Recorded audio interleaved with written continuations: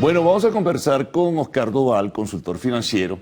Es bien importante porque, bienvenido Oscar, por supuesto. Gracias, Carlos, por la invitación. Interesante porque, bueno, tenemos en ciernes en 2 días las elecciones presidenciales y siempre se genera un nivel de expectativa sobre lo que puede ser, lo que debe marchar. Por supuesto, no sabemos ni siquiera cómo serán las cosas, quién será el ganador, ni mucho menos, pero en términos generales, desde el punto de vista del escenario económico, cómo ves las cosas y qué puede comenzar un nuevo presidente o la reelección de quien también se lo plantea, qué debe hacer en el área económica, definitivamente. Hay muchas ofertas, hay muchas cosas. Sí, justamente, fíjate, más allá de la oferta electoral, que obviamente sea un lado o sea el otro, va a ser, suele ser ofertas pues bastante grandilocuentes y de cambios muy importantes en lo económico y de modelos país diferentes, no sé qué. Sí. Salvo que tenga una varita mágica, cualquiera de los candidatos, salvo que tengan una capacidad de manejo de economía que yo desconozco, y los técnicos pues, en el área económica y financiera, como este servidor, con toda la falta de modestia del mundo, desconocemos. En economía no hay magia, Carlos. En finanzas no hay magia. Venezuela tiene una circunstancia económica que es clara, históricamente y recientemente. Venezuela ha venido haciendo unos esfuerzos, para mí, sin duda importantes, como lo he dicho en las otras entrevistas, desde el punto de vista monetario y fiscal. ¿A qué se refiere eso fundamentalmente? Para que la gente entienda en términos sencillos. Estabilizar la tasa de cambio y reducir el gasto público de forma que de alguna manera el país se sanee en la medida de las posibilidades desde el punto de vista económico. Otra cosa que ha ocurrido en el último tiempo es que ha aumentado la producción petrolera modestamente. El año pasado recordemos que tenemos una producción promedio 700 y pico, de ¿no? 700 y piquito. Y hoy estamos en 820.000, 830.000 barriles diarios. Recientemente se anunció que se pasó la barrera del 1.000.000 de barriles diarios, pero diferente es que se pase la barrera en una oportunidad, en 2 oportunidades, a que tengamos un promedio de producción de 1.000.000 de barriles diarios, que esperemos que lleguemos este año, porque eso beneficia a todos los venezolanos, no beneficia al gobierno, sea cual fuera el gobierno. Ahora, después de las elecciones del domingo, Carlos, va a pasar lo que viene pasando, que la producción petrolera va a aumentar en la medida que las operadoras petroleras lo puedan hacer y las sanciones americanas también lo permitan, y que de alguna manera, si se mantiene la disciplina fiscal que se tiene, o sea, el gasto público reducido, si se mantiene la política de estabilización monetaria, o sea, una tasa de cambio pues relativamente estable, que no sea una cosa disparatada, pues bueno, podemos decir que vamos a tener controladas variables macroeconómicas. ¿Qué significa esto, señores? Vamos a tener una inflación probablemente pues bastante más acotada que la que vimos en tiempo pasado. Cuidado, cerremos el año con una inflación por debajo del 50%. La que tenemos acumulada hasta ahora es un 18, 20%, no mucho más de eso. Pero eso no se va a traducir, y eso es importante aclararle a la gente, sea quien sea el próximo presidente del país, no se va a traducir en una bonanza inmensa económica este año. Sí, porque se generan como expectativas. Claro, y son muy grandes, pero también hay cierta fantasía y hay quienes juegan un poco con eso, sin medir la realidad objetiva de lo que está pasando en Venezuela. No sé, hay que medirlo muy bien. Venezuela tiene una realidad económica. Esto no va a cambiar el 29, no va a cambiar. Ni en los próximos meses tampoco. Señores, no va a cambiar ni el día 29, ni va a cambiar tampoco en diciembre de este año, ni va a cambiar tampoco en enero del año que viene, sea quien sea el gobierno. Yo creo que hay un esfuerzo realmente desde el punto de vista monetario y fiscal en el último par de años, que es lo que debe haber pasado en Venezuela desde hace mucho tiempo. ¿Qué se quiere decir eso nuevamente? Insisto, reducir el gasto público y mantener pues una política monetaria restrictiva. Ahora fíjate, perdona que te interrumpa, Oscar, en cuanto a mantener la política monetaria restrictiva, eso tiene un límite. Tú no puedes seguir todo el tiempo inyectándole recursos semanalmente, mensualmente a las mesas de dinero de la banca pública y privada. Eso erosiona a las muy pocas, por cierto, reservas internacionales que tiene el país. Es así, totalmente cierto.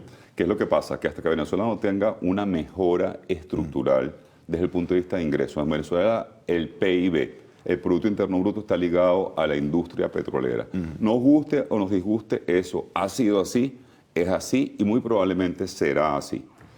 En la medida que nosotros tengamos la posibilidad de aumentar sustancialmente la producción petrolera y en consecuencia los ingresos por exportaciones, va a ser muy posible, pero muy posible, que se estabilice la moneda de forma espontánea, el bolívar de forma espontánea. Claro, eso tiene que ver con el ingrediente confianza, ¿no? Tiene que ver, hay un componente de confianza y un componente de realidad que es la posibilidad de que tengamos ingresos. Hasta entonces, la única manera de mantener una, digamos, tasa de cambio que sea estable, que permita jugar a los empresarios venezolanos, incluyendo aquellos que exportan, que no son demasiados, pero existen. Jugar el juego del comercio internacional requiere estabilizar la tasa de cambio, Carlos. Tasa de cambio elevada significa precios elevados inmediatamente. Entonces, oye, de alguna forma, hay mucha gente que está en contra de la política restrictiva y dice, bueno, esto de mantener artificialmente a través de flotación administrada o flotación sucia, inyectando continuamente el sistema cambiario, divisas y divisas de las reservas, ¿es lo adecuado o no lo adecuado? Bueno, esa es la reserva, curiosamente, del Fondo Monetario Internacional. Bueno, vamos a hacer una pausa, Oscar. Vamos a regresar enseguida. Estamos conversando con Oscar Doval, consultor financiero.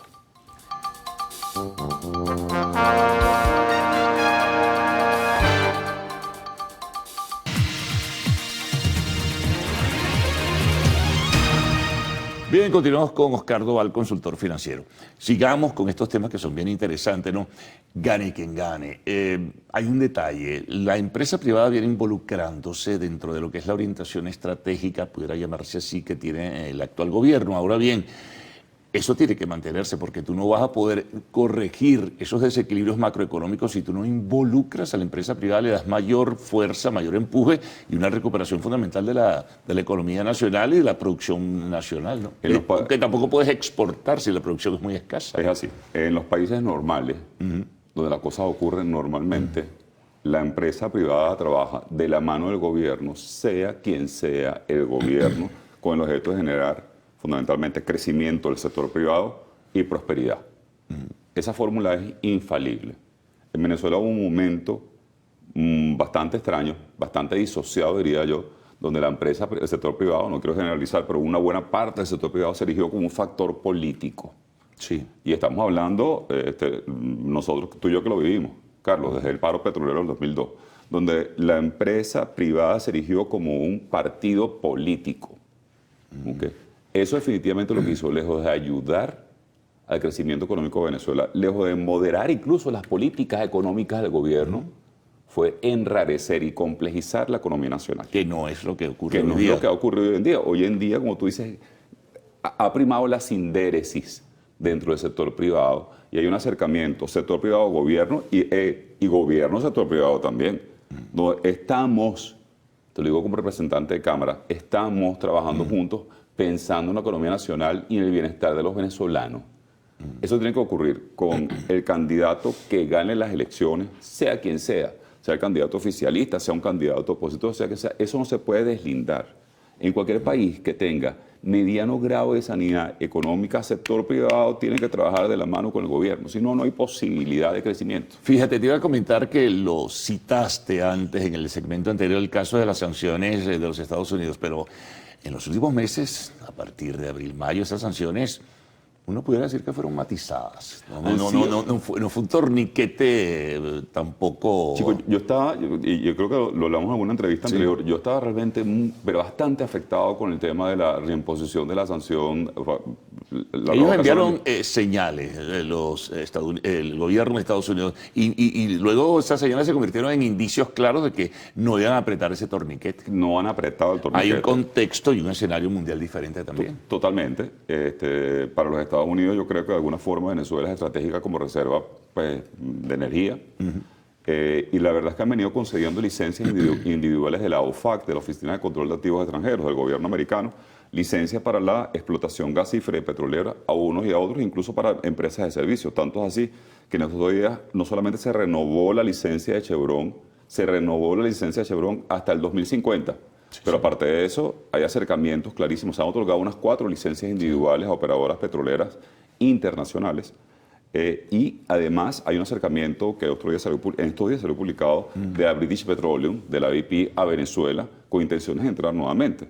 Y eso requiere la venia del Departamento de Estado americano. Entonces, de alguna forma, sí, yo creo que... Y se han firmado convenios. Es más, hace 2 días se firmó un convenio por gas, por una explotación conjunta en la plataforma del Tana entre la empresa estatal de Trinidad y Tobago y Venezuela, que por detrás de la empresa estatal hay factores internacionales. Está la Shell. Claro. Todo el mundo sabe que está la Shell. O sea, la Shell es la gran operadora gasífera de Trinidad y Tobago. Ciertamente la Shell en este momento se abstiene por el tema de las sanciones, pero la empresa local de Trinidad y Tobago, como tú dices, acaba de firmar un convenio para poder exportar gas venezolano a Trinidad y de allí al resto del mundo. Esas son noticias positivas y la gente a veces dice, oye, pero ¿cómo tú vas a decir que son noticias positivas porque benefician la economía nacional? En consecuencia te benefician a ti, a mí y a todos los venezolanos.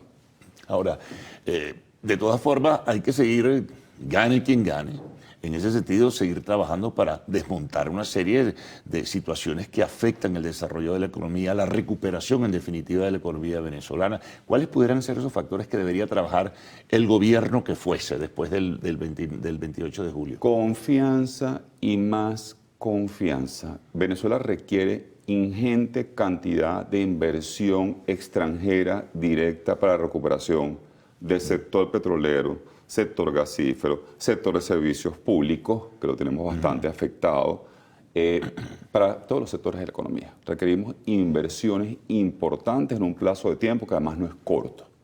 Para eso requiere el gobierno nacional, sea quien sea el gobierno nacional, dos cosas: generar confianza, garantizar propiedad privada, dar garantías jurídicas en general para las inversiones, dar facilidades operativas. No podemos estar a ritmo de morrocoy con burocracias innecesarias, sino hacerles entender a los inversionistas que Venezuela es un destino de inversión súper interesante, súper rentable, con una cantidad de recursos naturales maravillosos y con personal y personas calificadas y trabajadoras que pueden definitivamente darles réditos a sus inversiones, generar réditos en esas inversiones. Fíjate que tú manejas en buena medida esto y vamos a concluir.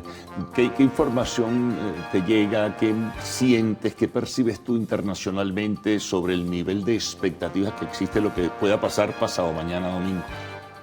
La información que manejo es que del terreno económico, por supuesto. El terreno económico, sí, que gane quien gane las elecciones venezolanas, gane quien gane. Los inversionistas extranjeros están viendo a Venezuela como un destino muy interesante de inversión, muy interesante de inversión.